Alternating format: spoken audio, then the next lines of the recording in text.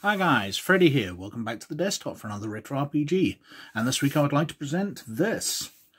The Werewolf Players Guide, a 1993 sourcebook by Werewolf Studios for 1st edition Werewolf the Apocalypse. Now, I don't have a huge amount of background information on this. It was one of the first sourcebooks out for the game, and it really is more of an expansion to the game. Basically, it takes all the elements, so the different tribes you can play, the different advantages and disadvantages you can get, skills, etc., and expands on all of them.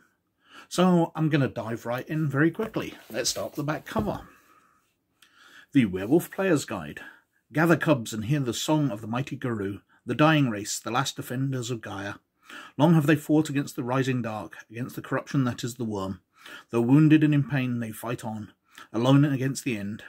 None listen to their pleas, none heed their call, only the Garou still rage. Maverick-tongued Galliard of the silver fangs. Rage against the dying of the light. In the face of the apocalypse, the Garou need every power they can muster against the armies of corruption and decay. The Werewolf Player's Guide includes new powers for the battle, from powerful gifts to amazing fetishes. Herein are detailed the strengths of the Garou and their weaknesses. Discover the different camps within the 13 tribes who all vie for their own vision of the world. Sit in on a moot, from the opening howl to the pre-dawn revel. Witness in the litany enforced by the mighty Silver Pack. Uncover the secrets of the other werefolk, hiding throughout the world and nursing their ancient hate. The Werewolf Player's Guide will enrich any werewolf chronicle. The Werewolf Player's Guide includes new character creation options, including merits and flaws, personality, archetypes, and new gifts, expanded rules for rage and combat, including glaive dueling and the Garou martial art of Galliard, and other shapeshifters of the world, from the uncanny Bastet catfolk to the bizarre Anastasi were-spiders. And that's kind of what it is. It's a very nicely presented book. White Wolf Studios did have lovely artwork and did present their stuff very, very nicely at the time. So we've got a nice page here of a human form, I guess, fighting other werewolves. And starting us with why the Garou run in packs. Uncle, why do the Garou run in packs? The question was respectful and caught black mane that breaks the spiral completely off guard. So, the story explaining why the Garou run in packs. And then we get on to the credits and the contents page, showing we've got legends of the Garou themselves, the tribes, the sept, the cairns, the umbra, the others, systems, role-playing, apocalypse, and a gift chart. So the Garou themselves, we've got personality archetypes. So we can choose what kind of a werewolf you're going to play. Are you going to be an alpha? Are you going to be a caregiver, a cub, a conniver, a curmudgeon? Just giving you different ideas. And it gives you a bonus for playing them. So if you're playing a judge, regain willpower when you are successfully able to separate the truth from a web of lies without using a gift, or can convince disputing individuals to agree with your judgments. So you've got an advantage to these, and you can gain willpower mainly from them. And then what are merits and flaws? So, do you want to be a berserker, or do you want to have intolerance as a flaw? Hatred of certain things? Phobias? You're going to be absent-minded or self-confident? Just lots of things to flesh out your characters here. Are you pitiable?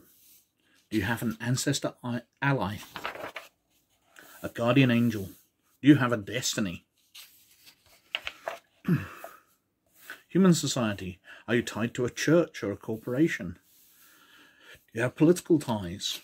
Do you have a ward that you need to look after? Do you have physical? Do you smell like an animal all the time? Are you extremely long-lived, using the werewolf regeneration to live way beyond a human's lifetime? You've got planetary aspects. So, do you gain power from the different star signs? Venus rising. You are born leader and your charisma extends like an aura around you. Effect. Gain +1 die to any roll involving charisma. So, you can customize them to the star signs above them. Metis disfigurements, because werewolves that mate with werewolves breed mutant werewolves in Werewolf the Apocalypse. We've got new abilities, so different powers and skills here. Mimicry, ventriloquism, demolitions. Worm lore. Garou delve into deep lore of the enemy, the worm. New backgrounds, so familiar spirits.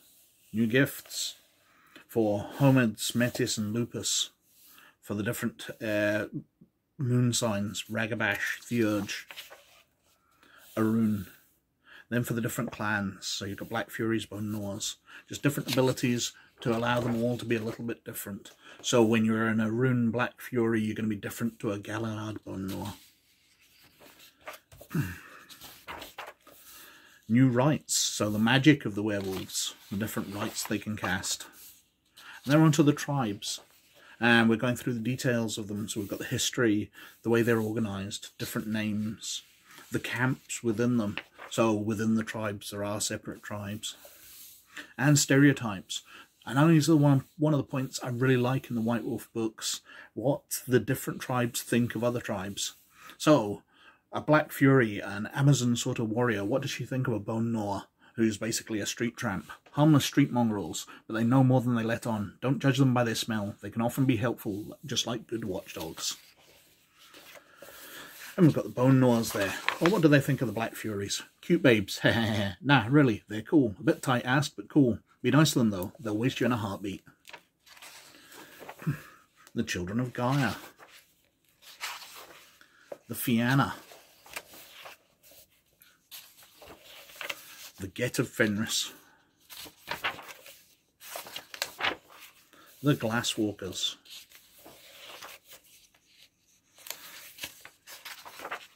Red Talons, Shadow Lords, Silent Striders, Silver Fangs, the Stargazers, the Tenor, Wendigo, and that's us through.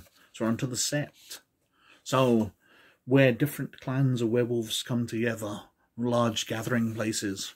So we've got moots, from the opening howl, the inner sky, cracking the bone, stories and songs, the revel. We've got the silver pack, we've got litany lore, where they shame or shun or cast out or kill other werewolves.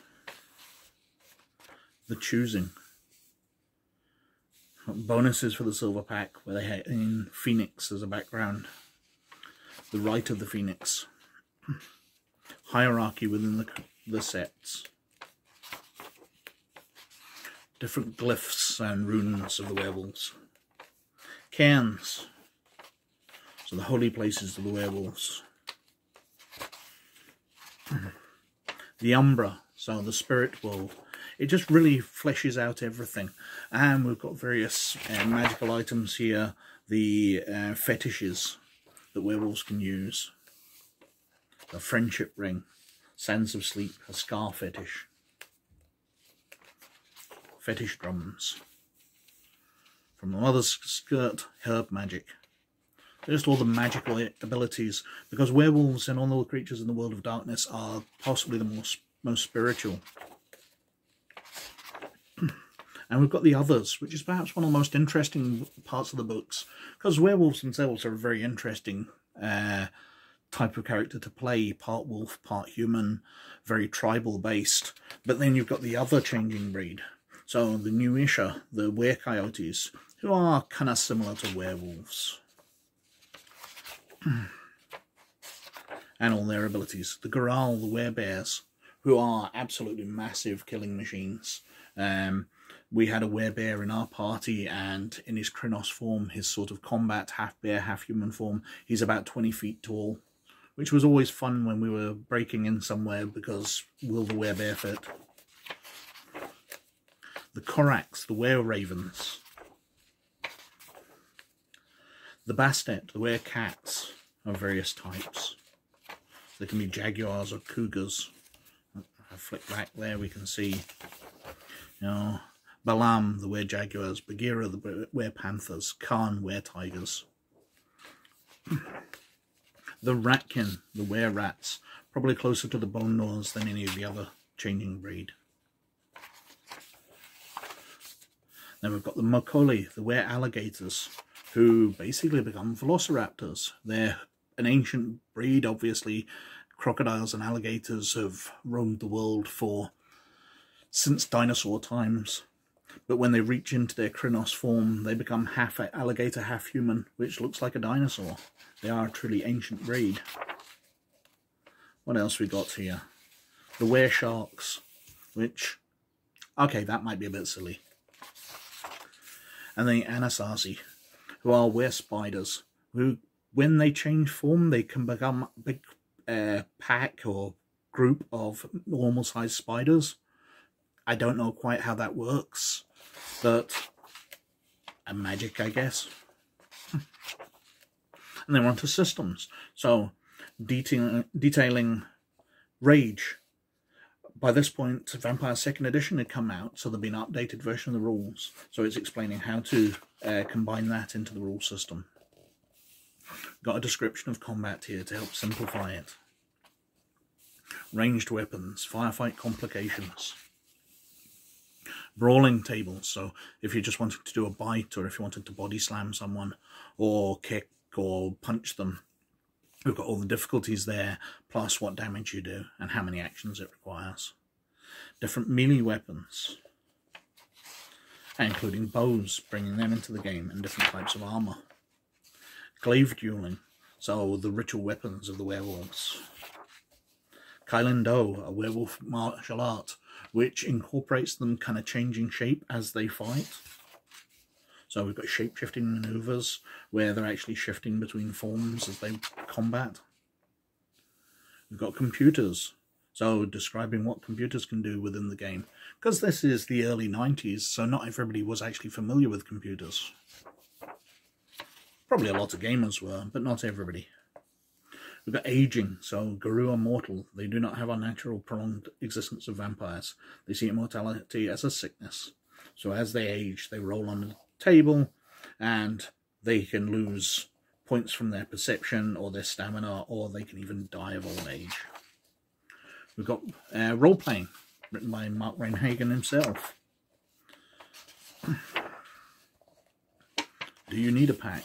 Just lots of things for the games master and the players to think about as they're starting up their campaign. Very useful stuff. Afterward, the apocalypse, waiting for the end of the world. Because, of course, the werewolves believe that they are in the final days. And then we've got tables of all the gifts in the game. Now, that is a very beefy book. 232 pages total, with an index at the back. But it's very useful. I definitely think it's key if you play werewolf to build in, you know, there's just a lot more. The advantages and disadvantages themselves are worth the price of the book. But when you're getting gifts and the other changing breed and all that, this is just a fantastic addition to the game. Anyway, as usual, I think I've whittled on for quite long enough. Thank you very much for watching. Please like and subscribe and comment below, as it does me massive favours with the YouTube algorithm gods. But most of all, you look after yourselves, and I'll catch you later. Bye now.